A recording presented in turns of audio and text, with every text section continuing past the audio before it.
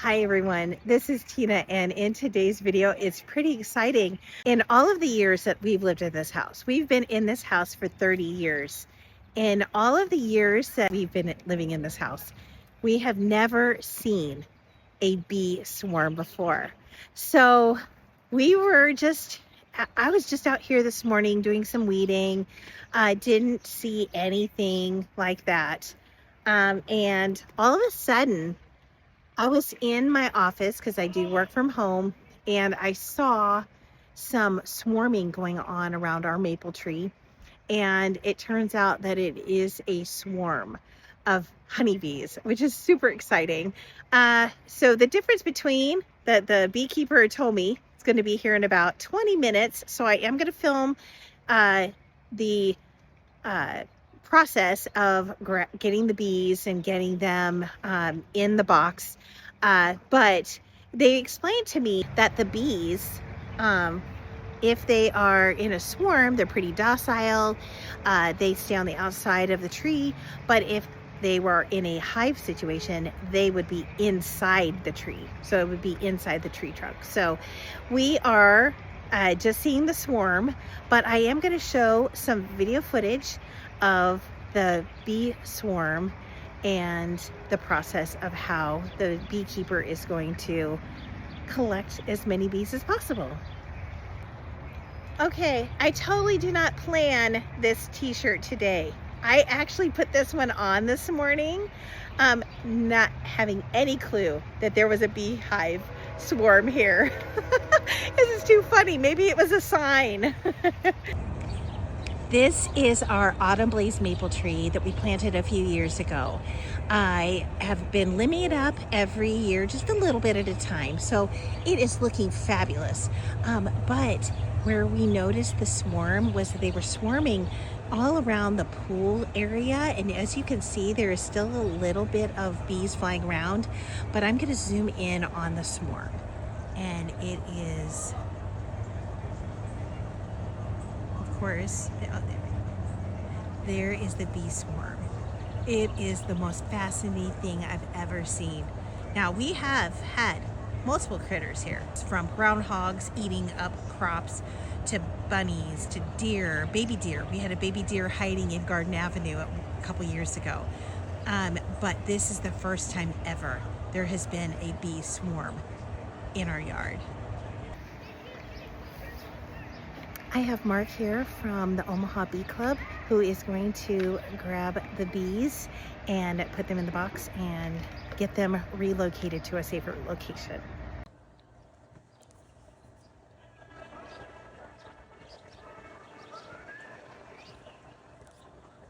What I'm doing is I'm just getting them to crawl onto the frame.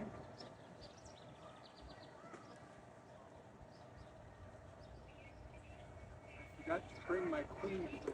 Usually. And how do you know where the queen is? I don't exactly. But I look for her. And how do you know the difference between the males and the queen? Well, this big fat one, that's a male. Okay. Right there. And they have no stinger. Oh. So if you wanna hold the my bee. Gosh. Oh my gosh. The queen is a little bigger, longer than all these other worker bees. And what is the purpose of a swarm? What are they trying to accomplish? It's the propagation of the species. They need another place. Basically, it's like our children. So they leave the nest and they have to go find their own path. They make a new colony, a new house, like our children go and move into another house. And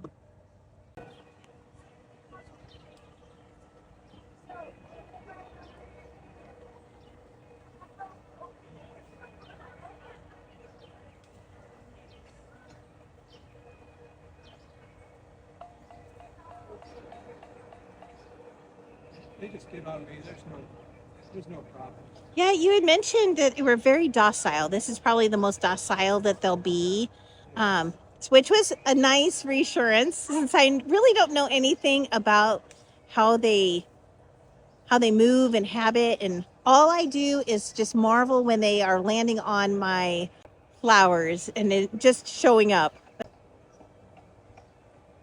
What I find really amazing is how these bees can be in a hive and they learn.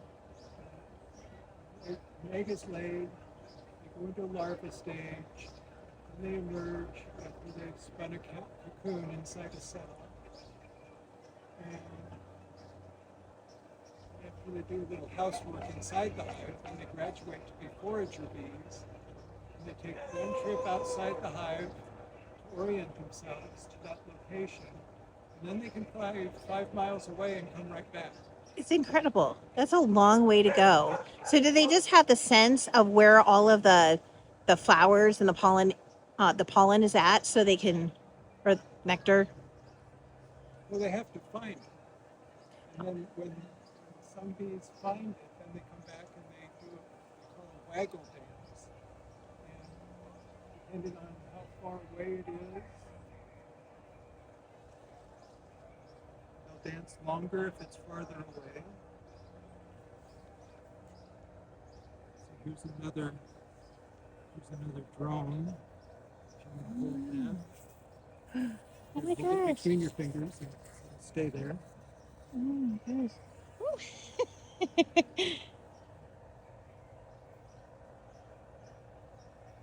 Still no queen here. They still haven't found the queen yet.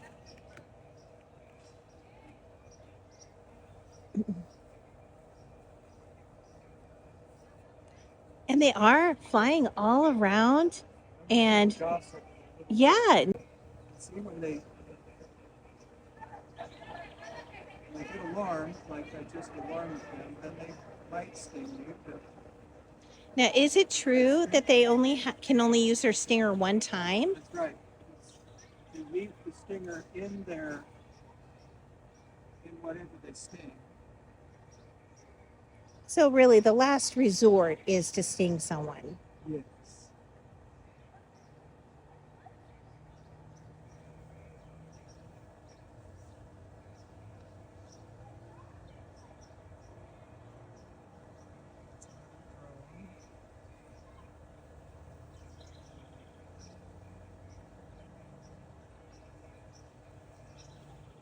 Now, are worker bees, can they be female as well? Or is it All of the workers are female. Oh, there are. Yeah. Okay. Yeah, the males, the only purpose for a male is to breed with the queen. Okay. And not the queen that's in here, but with a queen from another hive, because they don't want to interbreed. Because the male bees in here and all the... So Yeah, that's another drone. okay. And so if the hive ends up having no queen, they will die.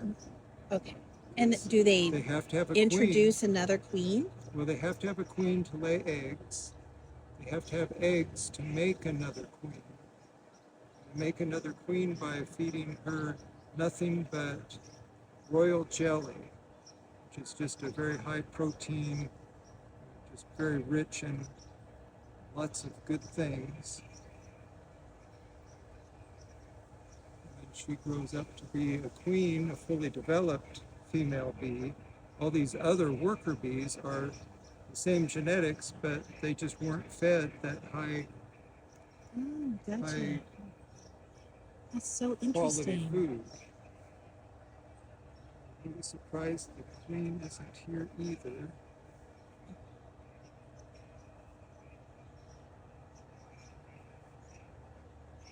That's most of the swarm right here.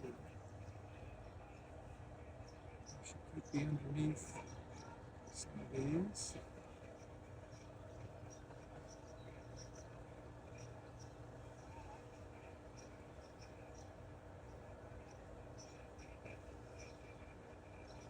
And if it's a young queen, she won't be a lot bigger than the worker bees. She should be big enough that I should be able to see her.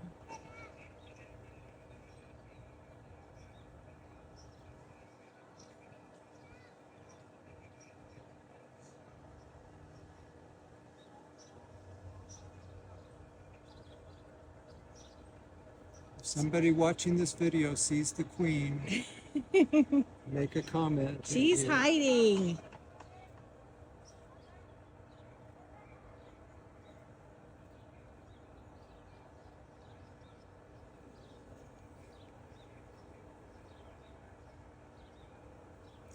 Just not seeing her. I've just never seen this many bees at one time ever in my life.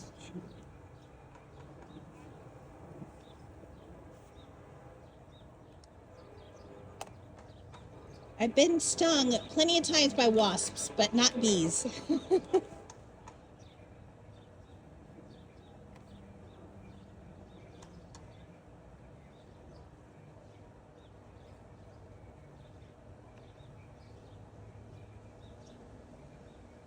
Here, Goes here. Yes! getting a good video of her because I want to put her in a queen clip. Oh, there she goes. She's going to go right back up there. So I'll get her in the next one.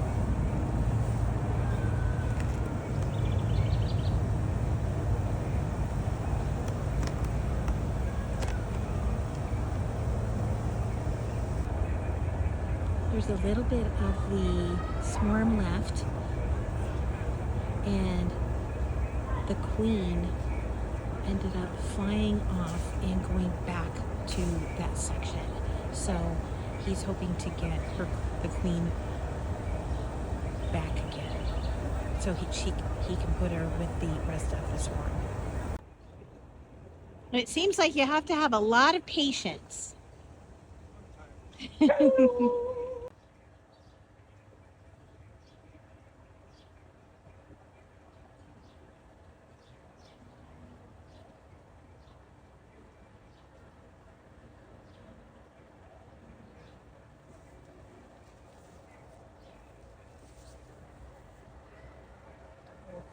Try this again.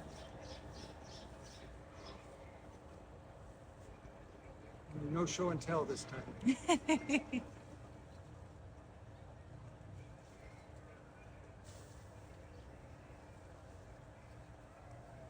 Oh, I think I just saw her fly out. This doesn't like. She wants to be in that cluster with her children.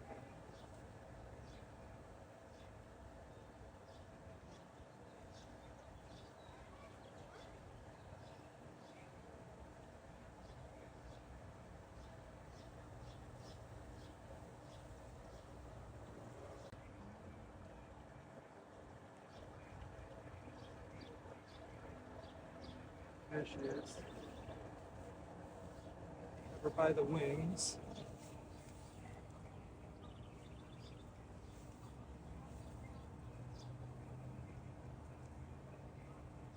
In you go. So then, knowing that I have the queen, put her in here.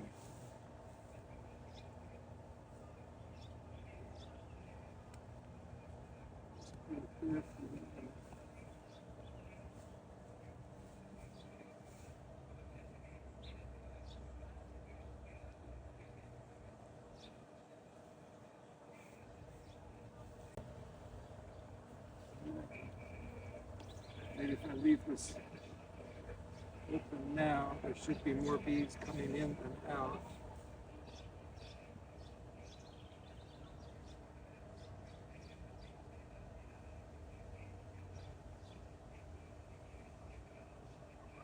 Now they can smell the queen pheromones inside this box, so they're attracted to that.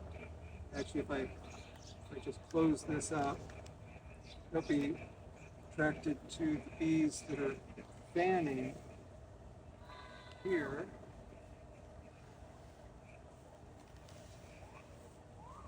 There's a few bees. Oh, okay.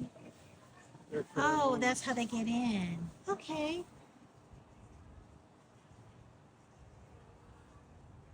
That is really, really amazing.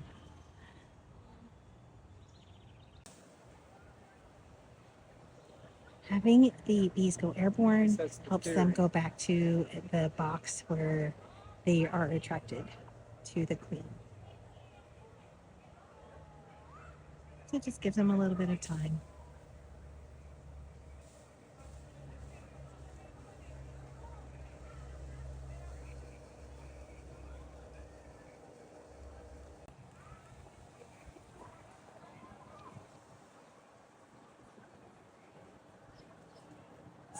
Some in the tree, but As you can see, they settle down on that branch very quickly again.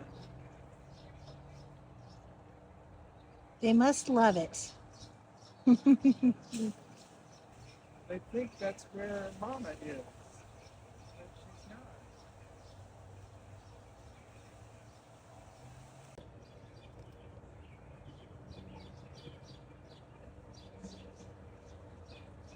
This is just helping the bees to get into the box, the ones that maybe think that their queen is still on. For those who still think that their queen is on the branch, this is getting them where they're supposed to be.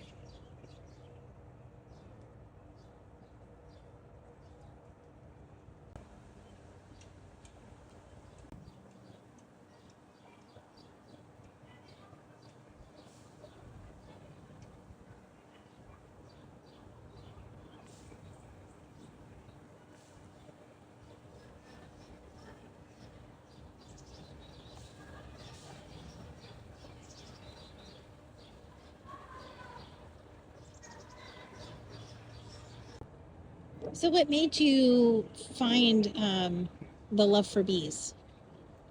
Well, it started before I was 10 years old.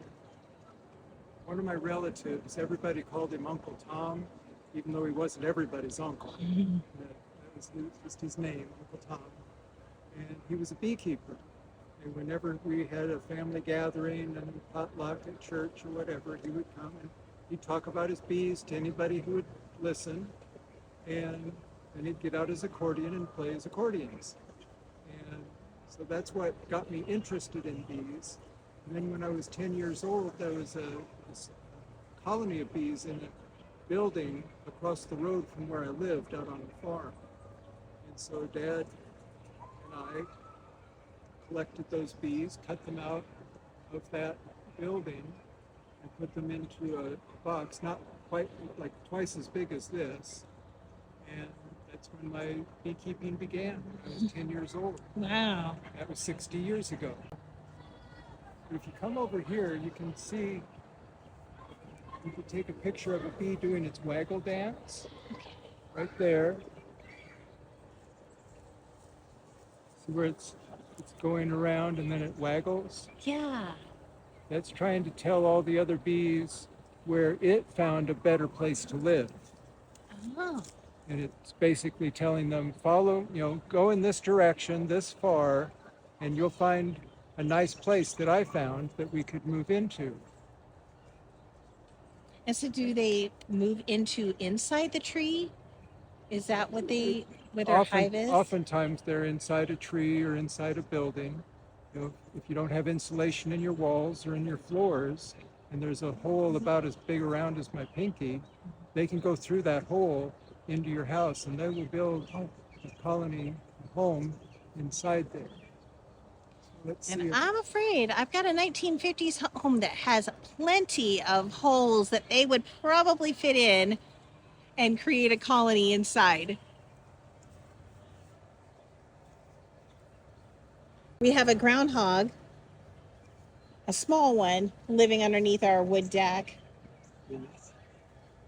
So we know all too well about things finding a place in our yard.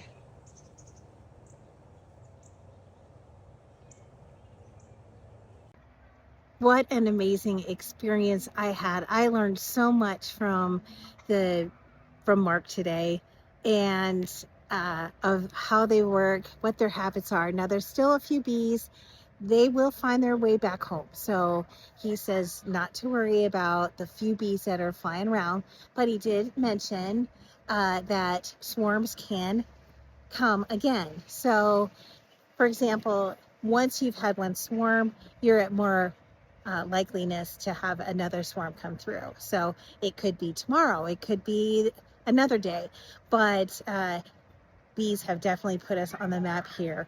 So thank you, everybody, and we will see you next time. Have a great garden day.